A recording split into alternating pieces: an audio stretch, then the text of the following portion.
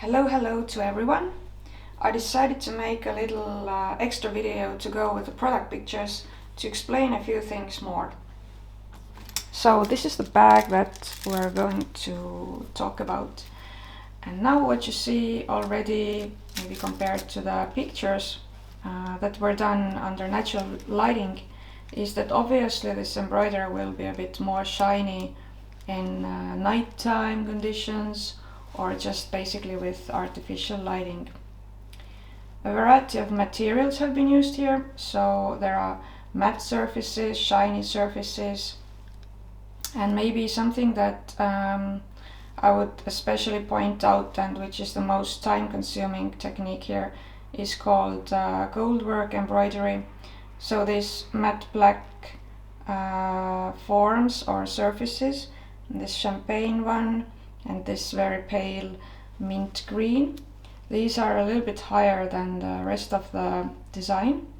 They have felt padding underneath, so they're a bit more sculptural. And what has been actually used here is this kind of material that basically is like a hollow tube and has to be cut into pieces, and so it has to be measured millimeter by millimeter to actually cut the right length of the chip. And it is metal, so it doesn't really like humidity, and I would advise to keep the bag in dry conditions, and just be aware that if you're out with it during very humid seasons, then some of the colors might corrode a little bit. In this case, I would say the only one under this thread is this very pastel one. But of course, if you want this kind of aged look, then specifically maybe you want to be in this kind of humid conditions to give it this kind of old vintage vibe. Then other techniques that I also mentioned in the description are just hand embroidery with needle and thread, using silk threads, mouline threads, and some are vintage threads. Then the sequins that you see, the glass beads and some Swarovski crystals here on top. These have all been attached by a special little tool called Nouveau hook. It's also called tambour embroidery, depending on the country. And basically the technique Nouveau involves making it on the reverse side, so during the time that I'm actually embroidering, I have to reverse the frame to see the outcome, if it's actually fine, and so on. So this kind of system. And the last thing here I'm gonna mention are these nice little shiny cords that are not super perfectly aligned due to the fact that they have a slight twist in them. So I tried my best, but it is not perfect. So some places are a little bit like a wonky in that sense because of this natural twist in the cord.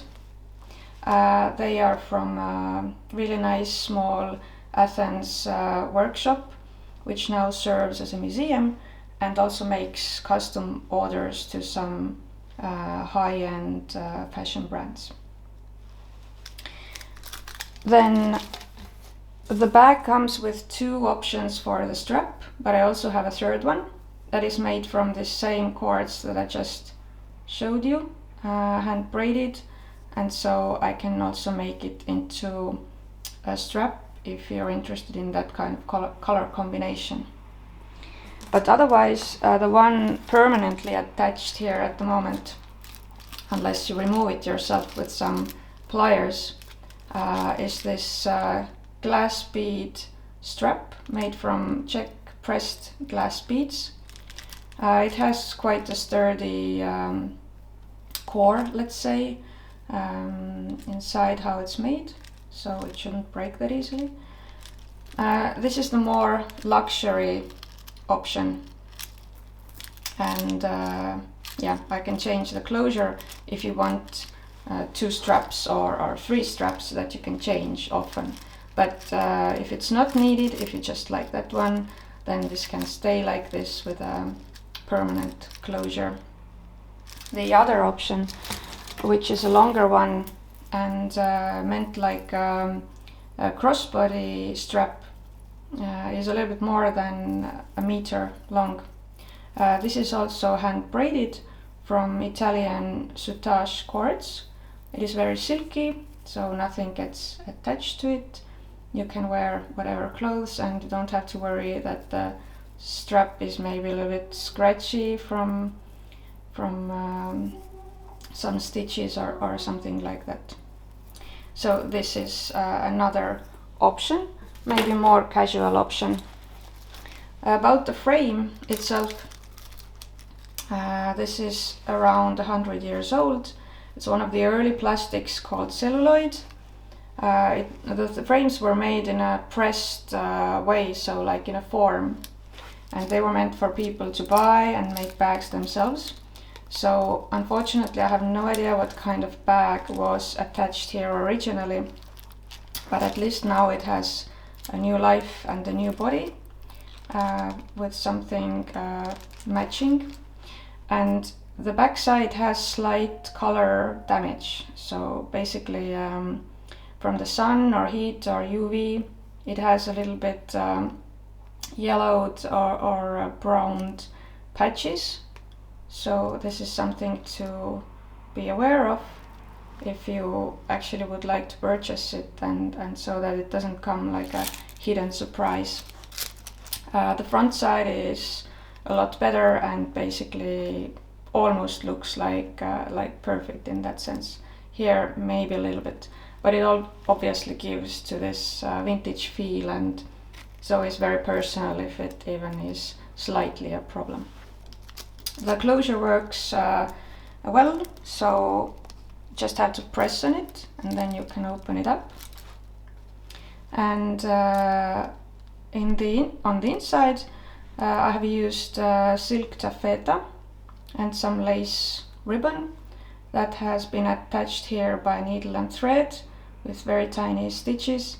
So no glue has been used. You don't have to worry that in 5 or 10 or 15 years maybe the glue becomes loose or liquidy or sticky and actually will ruin the finish. Some little Swarovski crystals also as embellishment, and I have a silk scarf here at the moment to give the bag a bit of body, but it is big enough to house all of what you need, including a phone, which is quite big nowadays. So the length is 21 centimeters from the frame, so it's 21 plus the frame itself. So the frame is around 2 centimeters.